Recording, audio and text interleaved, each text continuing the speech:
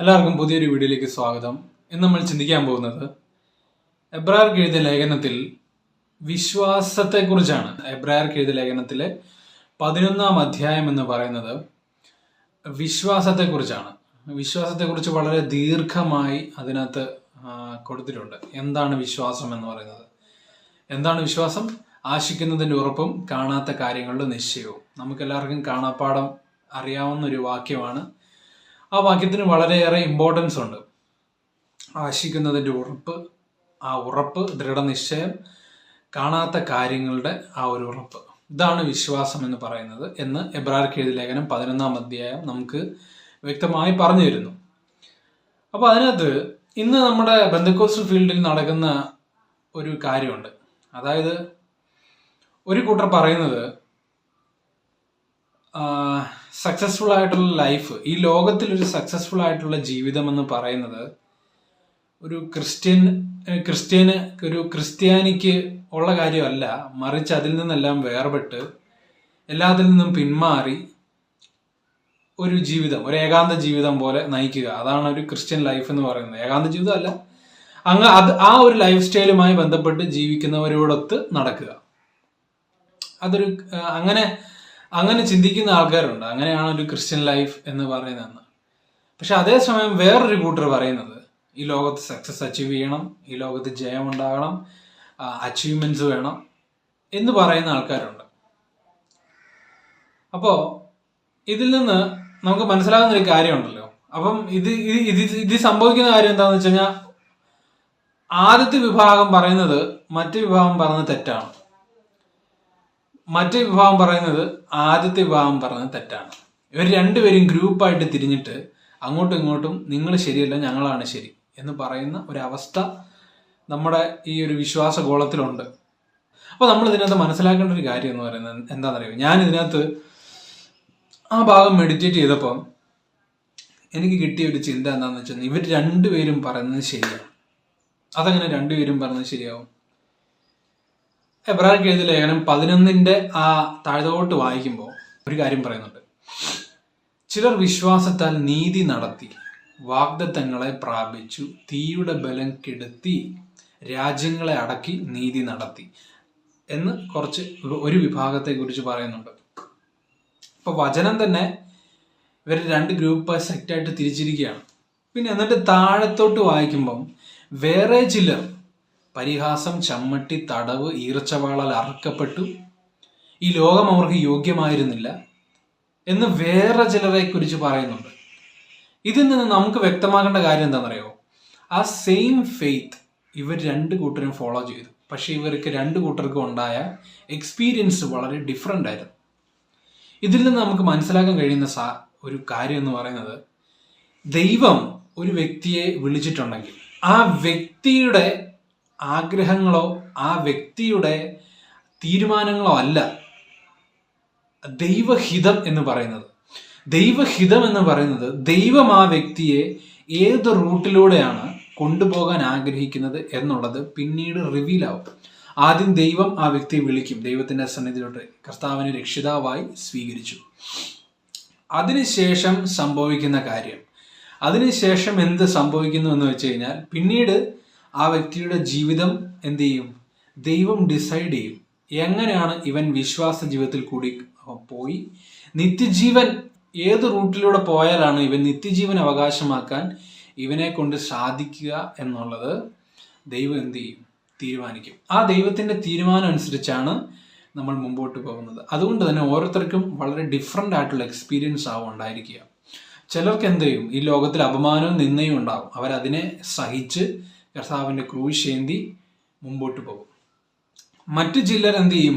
അവർ വിശ്വാസത്താൽ വീര്യപ്രവർത്തികൾ ചെയ്യും, അടയാളങ്ങൾ ചെയ്യും, ഈ ലോകത്തിൽ സക്സസ് അച്ചീവ് ചെയ്യുന്ന ആൾക്കാരായിട്ട് മാറും.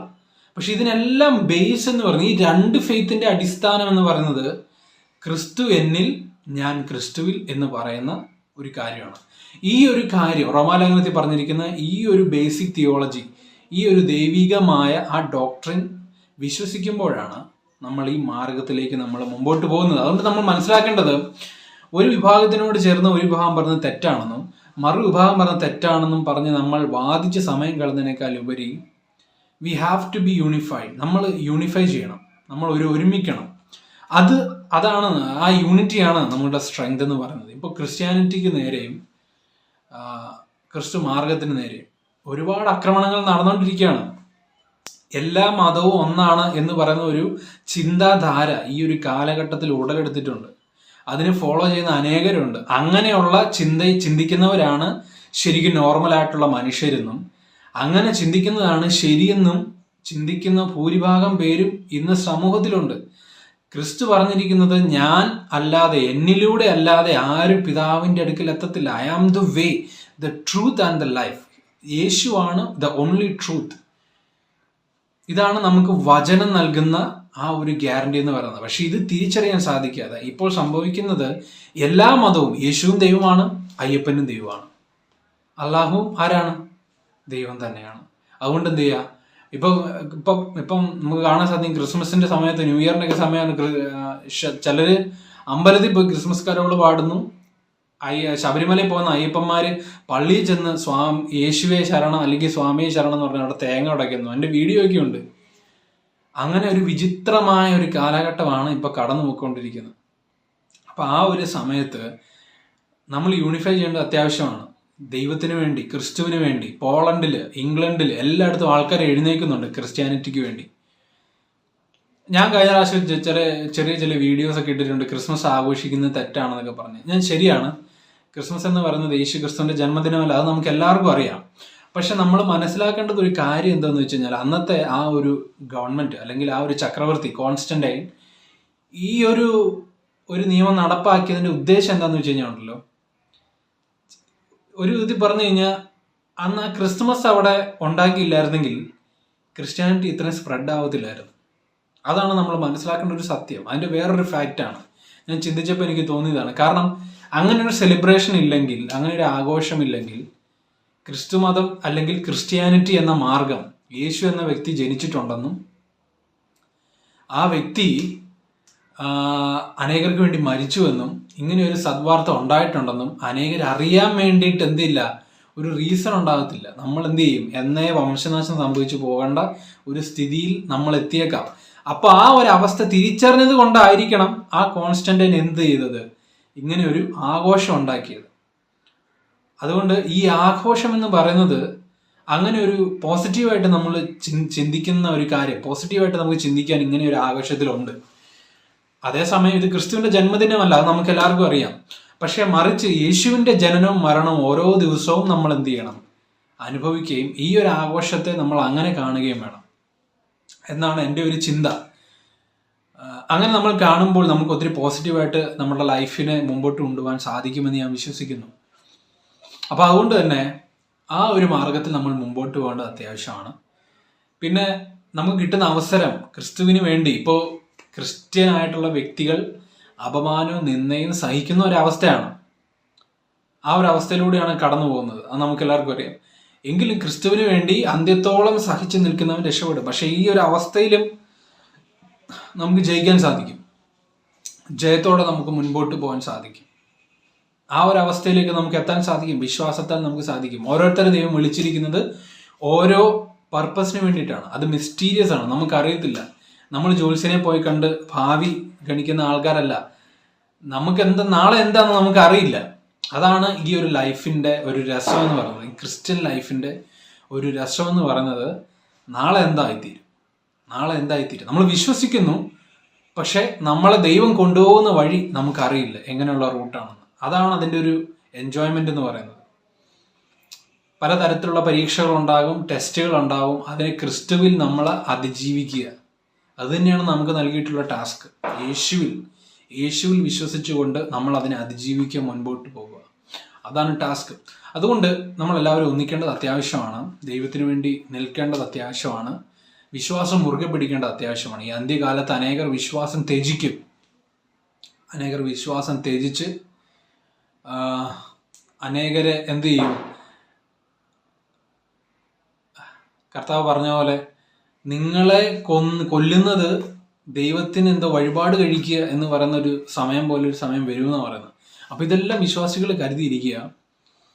യേശു തന്നെയാണ് സത്യം, യേശു തന്നെയാണ് ദൈവം. അത് നമ്മൾ വിശ്വസിക്കുക. അതിനെതിരെ എന്ത് നിന്നാലും, മരണം വരെ വരിക്കേണ്ടി വന്നാലും അതിനെ തയ്യാറെടുത്തിരിക്കുക. ദൈവം അങ്ങനെയൊന്നും അനുവദിക്കത്തില്ല നമ്മളെയൊന്നും.